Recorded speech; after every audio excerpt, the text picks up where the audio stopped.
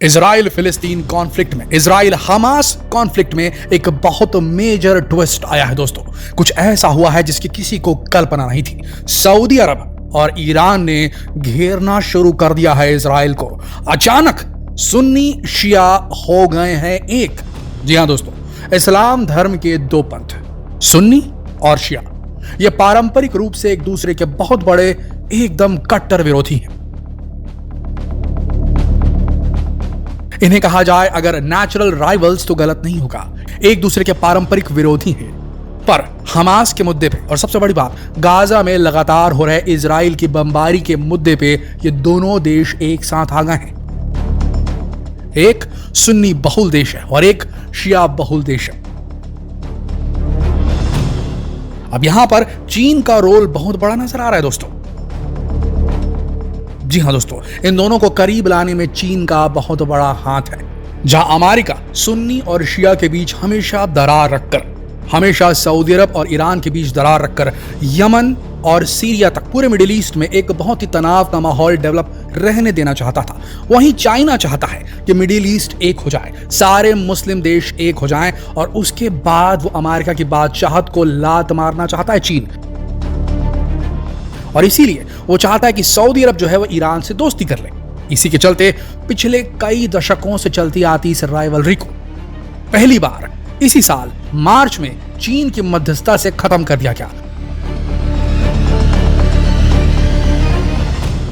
और चीन ने ईरान और सऊदी अरब को बेहद करीब ले आया, जिससे काफी मिर्ची लगी थी अमेरिका को। लेकिन ध्यान से सुनिएगा दोस्तों, अभी यहाँ इजराइल के अगेंस्ट क्या हो रहा है। इजराइल के अगेंस्ट एक बहुत बड़ी लॉबी तैयार हो रही है। आपको बता दें, जो सऊदी प्रेस है वहां से खबर आई कि इसी बुधवार कॉल आता है क्राउन प्रिंस ऑफ सऊदी अरब मोहम्मद बिन सलमान के पास इब्राहिम रईसी का।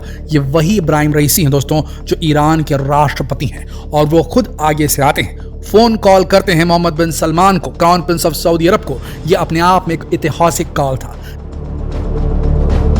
जी हां दोस्तों, एक कट्टर शिया देश के प्रमुख का एक कट्टर सुन्नी देश के होने वाले किंग के साथ इस तरीके से पहले फोन कॉल करके बात करना एक बहुत बड़ी आंधी की ओर इशारा कर रहा है।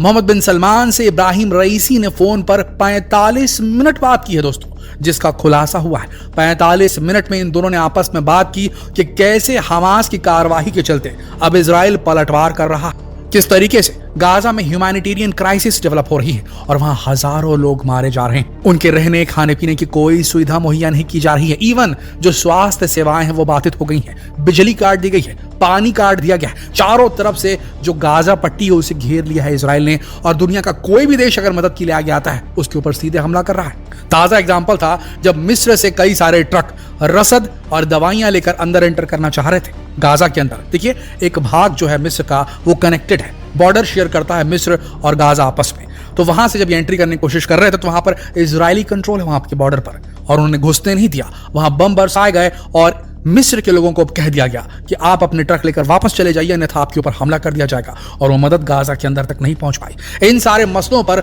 सऊदी अरब के क्राउन प्रिंस और ईरान के राष्ट्रपति ने फोन पर बातचीत की और कहा कि किसी भी तरीके से गाजा के बॉर्डर में और गाजा के अंदर जो हो रहा है वहां पर सिचुएशन को जितनी जल्दी हो सके न्यूट्रलाइज करना होगा। वहां तक कि ह्यूमैनिटेरियन एड मदद पहुंचाने के लिए कॉरिडोर खोल देना चाहिए इजराइल को। इसके लिए क्या क्या स्टेप्स उठाए जा सकते हैं, इस पूरे इलाके में शांति बहाल करने के लिए टू नेशन थ्योरी जो है उस पर किस तरीके से काम किया जा सकता है, इस पर बात हुई। आपको बता दें दोस्तों, यहां पर जहां पर सुन्नी और शिया एक हो रहे हैं, इसके ठीक एक दिन पहले अरब लीग की भी मीटिंग हुई थी। वहां पर सारे इस्लामिक देश एक साथ पहुंचे थे, सारी अरेबियन कंट्री एक साथ पहुंची थी, और सब ने मिलकर एक स्वर में कहा था कि गाजा में ह्यूमैनिटेरियन क्राइसिस नहीं डेवलप होनी चाहिए। इजराइल के पास बहुत ज्यादा मिलिट्री पावर है और वो ओवर किल कर रहा है, वहां सिविलियंस मारे जा रहे हैं जिसे रोका जाना चाहिए। तो अब देखिए, धीरे धीरे जो है यहाँ लॉबिंग हो रही है। सारे इस्लामिक देश, चाहे शिया हो, चाहे सुन्नी हो, चाहे किसी भी पंथ के हो, एक साथ आ रहे हैं और ये अपने सारे भेदभाव भुला करके एक साथ आ रहे हैं। दरारें जो है वो भरी जा रही हैं और इसमें मेजर रोल प्ले कर रहा है चाइना, और यहाँ पर रशिया की भी एंट्री है दोस्तों। आपको बता दें, अमेरिका के प्रभुत्व को खत्म करने के लिए रूस और चाइना किसी भी हद तक जा सकते हैं। यहां पर वही हो रहा है। आपको बता दें कितनी बड़ी राइवलरी थी ईरान और सऊदी अरब के बीच में। सन 2016 में दोनों ने अपने राजनयिक संबंध पूरी तरीके से बंद कर दिए थे, क्योंकि सऊदी अरब के अंदर एक रहनुमा था शियाओं का, अल निम्र नाम था उनका, और उन्हें खत्म कर दिया गया था। उनके साथ में उनके 86 और फॉलोअर्स को जो है फांसी की सजा दे दी थी। सऊदी अरब ने एक साथ खत्म कर दिया था, जिससे गुस्से में आ गया था ईरान, और ईरान के अंदर जो कि सऊदी अरब की एम्बेसी थी उसके ऊपर हमले शुरू हो गए थे, जिसके चलते सऊदी अरब को गुस्सा आया और उसने अपनी एम्बेसी वहां की बंद कर दी और राजनयिक संबंध वहां हमेशा के लिए खत्म कर लिए सऊदी अरब ने ईरान के साथ। उसके चलते कई सालों तक इनके आपस में संघर्ष चलते रहा। सीरिया हो गया, ये पूरा इलाका जो था, सीरिया से लेकर के आगे तक की ये पूरा इलाका जो है परेशानी में, हमेशा यमन, सीरिया, यहां प्रॉब्लम हमेशा चलती रहती थी शिया सुन्नी के बीच में। ये सब भुलाकर अगर ये एक साथ आ रहे हैं तो यहां पर नेतन्याहू के खिलाफ, यहां पर इजराइल के खिलाफ एक बड़ी लामबंदी होती नजर आ रही है। हम सब जानते हैं कि सीरिया के ऊपर इजराइल ने बम धमाके कर दिए हैं और सीरिया भी पलटवार कर सकता है। हिजबुल्लाह हमला कर रहा है, लेबनान जो है वो उसका समर्थन कर सकता है। यहां पर इस वक्त जब अमेरिका हर संभव कोशिश कर रहा था कि सऊदी अरब और इजराइल करीब आ जाए, उस वक्त अगर ये हमला नहीं होता तो सब कुछ ठीक रहता, लेकिन ये हमला हो गया।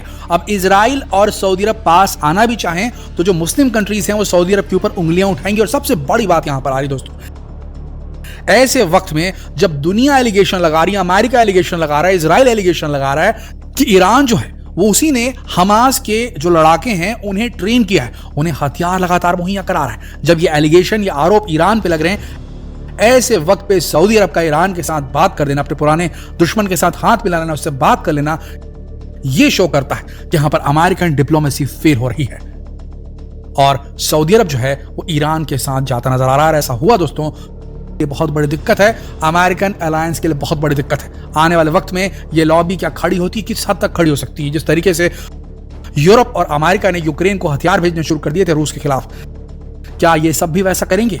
इजराइल के खिलाफ हमास को हथियार देना शुरू करेंगे? अगर ऐसा हुआ तो इजराइल मुश्किल में पड़ सकता है। दोस्तों, इस पर आपकी क्या राय, क्या होगा लगता है आपको आगे? जो भी आपकी राय है नीचे कमेंट सेक्शन में जरूर लिखें और जितना हो सके इस वीडियो को शेयर करें फेसबुक पर, व्हाट्सएप पर, यूट्यूब पर। जल्द मिलते हैं आपके साथ में लेटेस्ट अपडेट के साथ। तब तक के लिए आप सबका इस वीडियो के अंत तक बने रहने के लिए दिल से धन्यवाद।